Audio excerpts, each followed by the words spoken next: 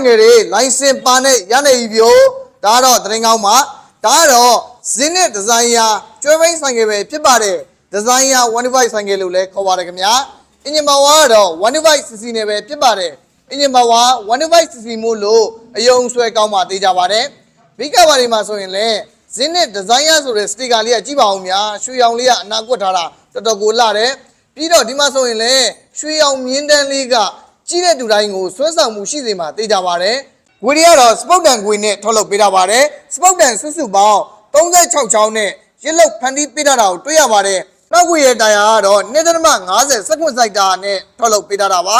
ချိန်မုံကတော့နေဒေတာတွေတော်တော်များများကြိုက်ကြတဲ့ချိန်မုံအပြည့်နဲ့ထုတ်လုပ်ပေးတာကိုတွေ့ရတယ်ဒီမှာဆိုရင်ကြည့်လိုက်ပါဦးများနော်ဇင်းနဲ့ဒီဇိုင်ယာ125ကျွဲဘိန်းဆိုင်ကလေးတော်တော်ကိုလှတယ်အဲဒါကြောင့်မလို့လေမြန်မာပြည်အောက်ပိုင်းပြည်ဒေတာတော်တော်များများကကျွဲဘိန်းဆိုင်ကလေးကိုပိုပြီးမှကြိုက်ကြတယ်လို့ပြောရင်ပုံမှန်ပါလိမ့်မယ်နောက်ဘောက်ကတော့ငိမ့်ညောင်းအကျန်းကန်နဲ့ဖောက်နဲ့ထုတ်လုပ်ပေးထားပြီးတော့နောက်ခြေတင်နှန်းဆိုလေဒီမှာကြည့်ပါဦးများတတုကိုင်းအမာနဲ့ထုတ်လုပ်ပေးထားတာကိုတွေ့ရတယ်အင်ဂျင်ပါဝါတော့125cc ဖြစ်တဲ့အတွက်အစွဲယုံကောင်းစီမှာသိကြပါတယ် gear position မောင်းနေတဲ့ speed မောင်းနှင်ထားတဲ့ကီလိုမီတာစီလစ်ကြံပမာဏဘယ်လောက်ရှိတယ်ဆိုတာကိုလစ်တန်နဲ့ပြပေးတဲ့အတိုင်းကွက်မှာပြတ်တာပေးနေမှာပဲဖြစ်ပါတယ်အငယ်ဖနိုင်ငံကတော့တောင်တင်းခိုင်မာတဲ့ဖော်သားနဲ့ထုတ်လုပ်ပေးထားပြီးတော့ကူရှင်ဇက်ကလည်းချုပ်ရိုးကတော်တော်တေတက်လာပါတာကိုတွေ့ရတယ်ဖနိုင်ငံအောက်ကစီတန်ကြီးကတော့4လီတာဝန်းကျင်စမ်းမယ်စီတန်ကြီးရဲ့နောက်မှာဆိုရင်တော့တူးပေါက်ငယ်တစ်ခုပါဝင်တာကိုတွေ့ရပါတယ်ခါကယ်ရီယာတန်းကတော့ fancy အလှတဘောမျိုးတာထည့်သွင်းပေးထားတာကိုတွေ့ရပါတယ် race net တွေကတော့ရှေ့ဘရိတ်ရောနောက်ဘရိတ်ရော brake ရောက်တဲ့အခါပုံမှန်ညင်တာမှုရှိမဲ့ hard brake တွေနဲ့ထုတ်လုပ်ပေးထားတာကိုတွေ့ရတယ်ရှေ့ဘောက်ကတော့ညင်ညောင်းမှုပူရှိစေမဲ့ hydraulic valve နဲ့ထုတ်လုပ်ပေးထားတာပါဆိုင်ငယ်ရှင်းရုံရဲ့ရှေ့မှာဆိုရင်လည်းဈေးချင်းနောက်မှာတက်လို့ရတယ်တခါတည်းဆင်ပေးထားပါတယ်ခင်ဗျာဒါကတော့ဈေးတွားဈေးပြန်လုံးမဲ့အင်ရှင်မတွေကပို့ပြီးမှကြိုက်ကြလိမ့်မယ်လို့ယုံကြည်ပါတယ်ရှင်မီကြီးနဲ့ဘေးကြီးပြမီးတွေကိုတော့ရိုးရိုးမီးဝါနဲ့ထုတ်လုပ်ပေးထားတာကိုတွေ့ရတယ်ဘိကဝါနှစ်ဖက်လုံးမှာဆိုရင်လည်းဇင်းနဲ့ဒီဇိုင်ယာဆိုတဲ့စတစ်ကာကိုရွှေရောင်နေနဲ့အနာကွတ်ပြီးမှထုတ်လုပ်ပေးထားတာက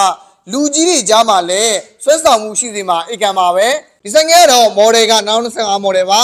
brand new kilo 0မှာရပ်ပလစ်လိုင်စင်ကြီးနဲ့ဝယ်စီးနှဝေးရမှာပဲဖြစ်ပါတယ်ဒီဆိုင်ငယ်ကိုဘယ်မှာဝယ်ယူလို့ရမလဲဆိုရင်တော့မန္တလေးမြို့82လမ်း36လမ်းနဲ့38လမ်းကြားမှာဖွင့်လှစ်ပေးထားတဲ့ Top Star ဆိုင်ငယ် showroom မှာစတင်ဝယ်ယူအားပေးလို့ရနေပါတယ်ခင်ဗျာကျွန်တော်မိုဒနီကဆိုင်ငယ်ချစ်သူမိတ်ဆွေတွေပေးရတဲ့ဈေးတန်းနဲ့တန်တဲ့ quality ကောင်းတဲ့တရုတ်ဆိုင်ငယ်တွေကိုတနေရာထဲမှာဆိုင်ငယ် brand အစုံဆိုင်ငယ်အမျိုးအစားအစုံနဲ့ကြည့်ရှုဝယ်ယူကြပါသလားဝန်ထမ်းတွေရဲ့နှွေးထွေးပြငါတာကိုကြိုက်တယ် customer service ကောင်းကောင်းနဲ့ရကျင်တယ်တရုတ်ဆိုင်ငယ်တွေအားလုံးကိုဈေးအချိုဆုံးနဲ့တနေရာထဲမှာဆိုင်ငယ် brand အစုံအမျိုးအစားအစုံကိုစိတ်ကြိုက်ရွေးချယ်ဝယ်ယူခြင်းနဲ့ဆိုရင်တော့ကျွန်တော်ရဲ့မိတ်ဆွေ Top Star ဆိုင်ငယ် showroom ကိုကြော်လန်းခဲ့ပါအောင်လို့ကျွန်တော်ကြော်အောင်ကနှွေးထွေးစွာဖိတ်ခေါ်လိုက်ချင်ပါတယ်ခင်ဗျာဒီဗီဒီယိုကြည့်နေတဲ့မိတ်ဆွေတွေမှာရောကျွဲဘိန်းဆိုင်ငယ်ကြိုက်တဲ့သူတွေဘယ်လိုရှိပါသလဲကျွဲဘိန်းဆိုင်ငယ်ကြိုက်တဲ့ဆိုရင်ကျွဲဘိန်းဆိုင်ငယ်တွေရဲ့မောင်းနေရတဲ့အရာတာခံစားမှုဘယ်လိုရှိလဲဆိုတာကိုရောခွန်းမှတ်မှာမှတ်ချက်ရေးပေးခဲ့ပါအောင်ခင်ဗျာ